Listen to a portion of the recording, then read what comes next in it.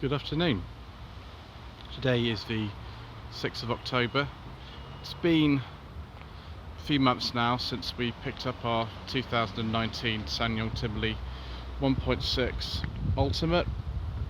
This is a petrol car with a manual gearbox. All pre-facelift Tivolis like this one have a 1.6 engine. I think the petrol and diesel engines actually on this car are just variations of the same thing. Covered just under 10,000 miles in total, although we got this car at I think 6,300 miles, so we didn't do most of those. Done quite a lot of miles though since picking this car up. I think on the 15th of July it would have been something like that, and it's been really good so far. The boot of this car is not as big as the one on our previous car, which was a 2017 Seat Toledo 1 litre TSI Excellence. It's about 300 litres or so. If you don't load beyond this blind, you can take that out.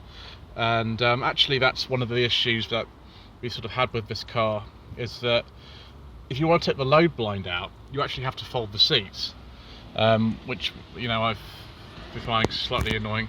So that catch should go down a bit better than it should do. I don't know why that's happened. So we have been using this car to cart sort of waste and things around in it, as you do if you have just a car that does normal duties, and that's been, you know, a slight sort of pain, because you can't get this low blind out unless you fold the seats completely down. You can put it in two positions, as you can see there.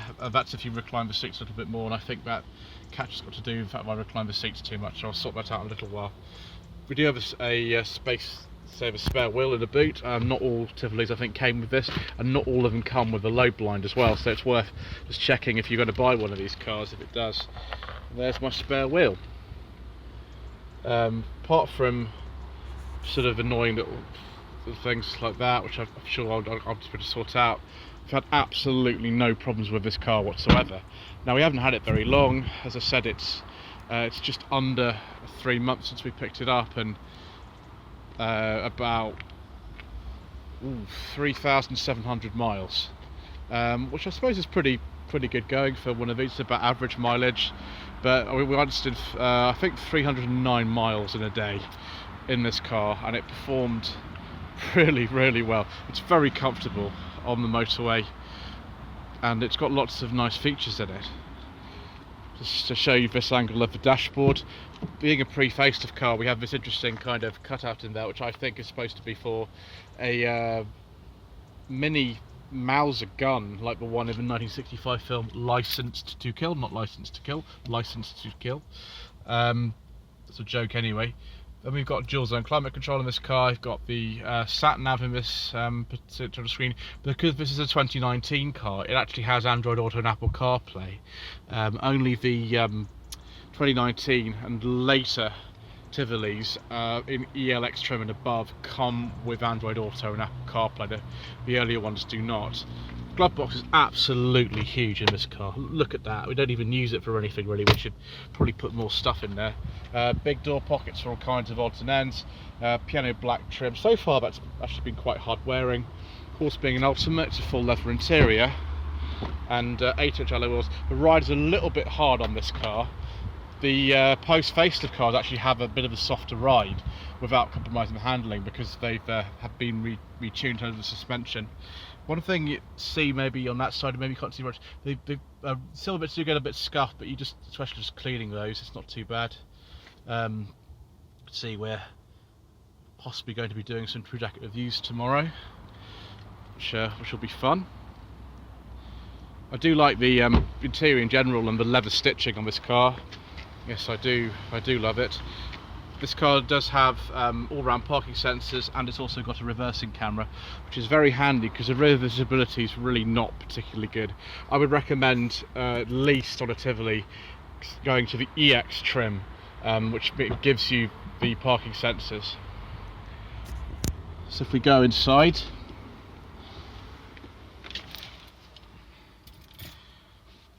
I'll start the car up for you. The keys This does need to be inside the car because it's got keyless entry. For some reason, you need to push the brake and the clutch simultaneously to start the car. Don't know why. You see there, it's got automatic lights and wipers and high beam assist.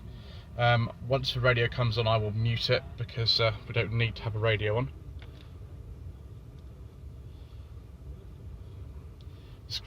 The screen has to actually warm to actually do that, but you can see dual zone climate control, and we've got things like the variable steering weight, which I will just show you. So you can actually have different modes for steering. I always have it in sport. You can have it as well in comfort, and you can have it in normal, but sport is the best really. I think we can mute this now. Yes, we can mute that. The car does have Android Auto and Apple CarPlay. It's not connected at the moment, I don't have my cable, but it does work, and it works extremely well. The sat-nav on this particular car, as you can see, we're just near Maidstone at the moment, where I've been doing some filming today. The vents and everything look completely different on a post-facelift car, but it actually is a view of a post-facelift car on the channel. It was 2020 1.5 T GDI Ultimate, I think is the specification we had. It was an automatic. There is hill descent control in this car, but I don't actually know if you'd ever use it because this is a front wheel drive. For example, the four-wheel drive Tivolis actually have a different rear suspension. These just have a standard torsion beam, the 4x4 Tivolis, which aren't available post facelift. They had independent rear suspension. You don't have start-stop in this particular car. Some of the earlier Tivolis had start-stop. It depends on the model year actually as to whether you get it. 2019 cars don't get it, but you also don't get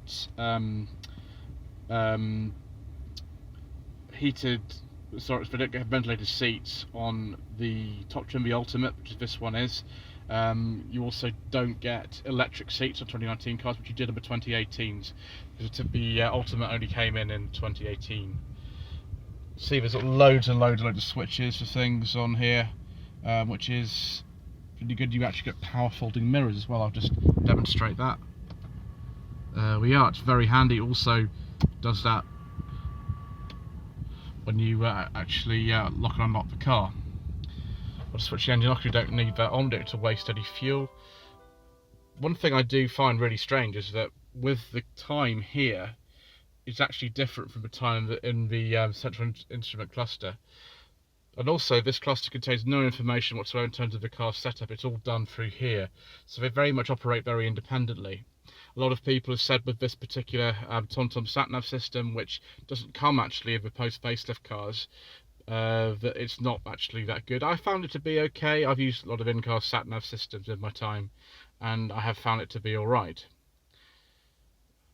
In the car we've also got a USB port and an aux in. Earlier cars actually I think came with an HDMI port instead, which I don't know why I knew that. There you go. Also got an old-fashioned cigarette lighter here as well, and another 12-volt socket down there, so you are very well provided for. Seats are very comfortable. The steering wheel feels very nice to hold because there's reach and rake adjustment in the steering, and not all Tivolis have that actually, so it's worth just checking if you are going to buy one whether your car has it. I think the post 2017 ELX cars and above have reach and rake adjustment for the steering. It's just worth, if that's an issue for you, checking that. I find the position very comfortable. The seat is adjustable the height. I think everything above the base model, which is called BSE. Controls on the steering wheel, and we have cruise control as well.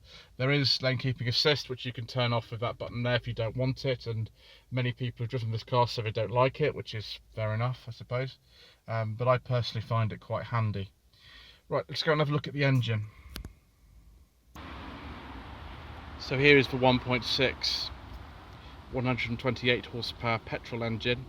There's no turbo or anything on this engine. It's now been dropped entirely from SsangYong's range, despite only having been available for about 5 years. It has possibly the easiest oil filter you'll ever see. It's just there. And there's loads of space for a modern car to work on things in here. You could probably fit a much bigger engine into this space if you wanted to. But yes, this is the only petrol engine the car had before the facelift. Now the facelift's come in, you can also get 1.2 and 1.5 turbo petrols, in addition to the 1.6 diesel, which has been available since launch. Used to be 113 horsepower and now it's 136. At the front of the car there are daytime LED running lights here, projector headlamps, no LED headlamps unlike on a post-facelift MG ZS for example, or myriad of other small crossovers. Those are the fog lights. I think the styling of the front end, the pre-facelift car like this is actually better than the post-facelift. Post-facelift car looks okay, I just think it looks a little bit less distinctive than this does. Yeah, it's all very straightforward under here, but one thing I would say is that the bonnet prop actually lives up there, which takes a bit of getting used to, but apart from that it's all pretty good under here, and I'd expect this car to last all the way through to its 7-year warranty period. We have just under 6 years left on the warranty, which is good. I don't expect any issues at all really. So there we go, that is our 3-month and I suppose 3,700 mile ownership update. It will sound better if it was the 10,000 mile, but because that's pretty much what the car's covered, but only 3,700 miles in our ownership. Got this car from Platinum SsangYong in Frome, who I would thoroughly recommend. They've been very, very good actually, and I'm sure Graham, who actually